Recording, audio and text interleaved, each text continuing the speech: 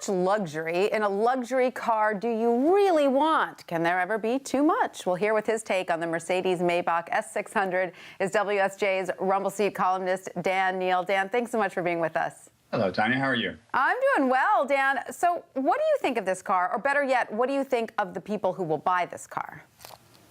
Well, this is a car targeted to pompous blowhards and and people who you hope you never sit next to at a dinner party, because they are absolutely sure of themselves in all respects. In fact, the naked sort of acquisitiveness of this car, the status seeking of it, I think is, I mean, it doesn't code for sort of Western taste because it's basically a car that straddles the East and West. You know, it very much has the Chinese luxury buyers craving for prestige, for face, for status.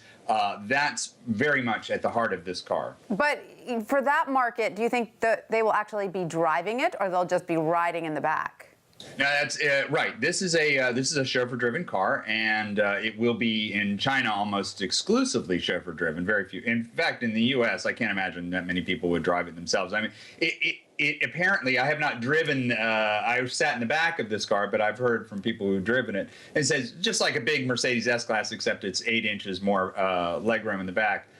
From the outside, of course, it looks like a breaching killer whale. So, Dan, it sounds a little bit like the way you feel after eating too much rich food, that being in this car too long leaves you a little bit with that sick feeling. Okay, now, so I need to talk to the human factors guys about this. I need some research to corroborate this.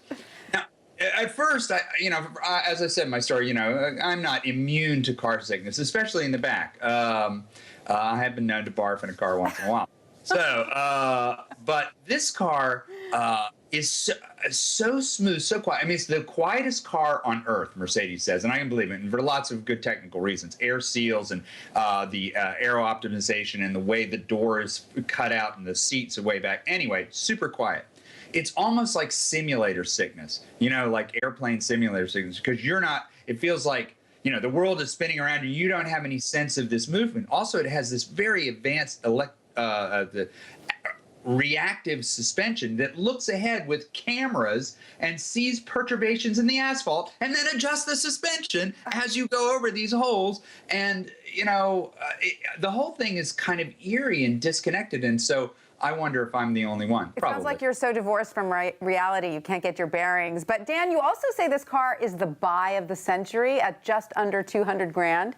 Yes, it absolutely is, because there was a previous Maybach. It was like twice as much as this car. This undercuts Rolls-Royce and Bentley. It's got and it comes fully equipped for the U.S. market. I don't know how Mercedes-Benz USA pulled this off, but anyway.